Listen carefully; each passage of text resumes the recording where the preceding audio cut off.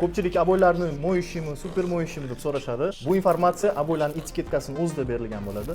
Hozir sizga har bittalab tushuntirib o'taman, har bir simvol nimani ozначать qilishini. Agar etiketkada bitta valni ko'rsatayotgan bo'lsa, bu polomo'yishi bo'ladi. Ikkita yoki uchta bo'lsa, bu bemalol yuvib artsa bo'ladigan aboylar bo'lib hisoblanadi. Quyosh simvoli esa yarim quyosh ko'rayotgan bo'lsanglar, ular quyoshda vigara chiqib ketadi. Agar polniy quyosh yoki quyosh ichida plus simvolini ko'rsanglar, bu bemalol quyoshda ham chidab beradigan aboylar hisoblanadi. Keyingisi bu strelkalar. Strelkalar agar bir-biriga qarama-qarshi turgan bo'lsa va yonida 64 yoki 32 degan raqam bo'ladigan bo'lsa, bu podgoni bor. То есть yoki har 32 santimetrda, har 64 santimetrda podgoni raport keladi. Agar 0 turgan bo'lsa, значит aboylarni podgonat qilish shart emas. Xo'p, keyingi simvolimiz esa chiziqcha turibdi va yonida shotka rasmi ko'rib turibdi. Bu degani aboyni kleyi devorga surasiz. Agar bunaqa turgan bo'lsa, chiziqcha bu degani kleyni aboyga ham, devorga ham surishingiz kerak degani.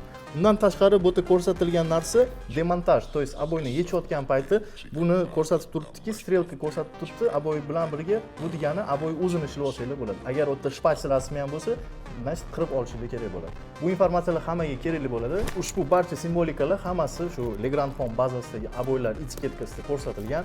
Ushbu etiketkalarga qarab bemalol o'zingiz ushbu aboylarni ustasiz ham yopishtirsangiz bo'ladi. Legrand Home siz bilan birga.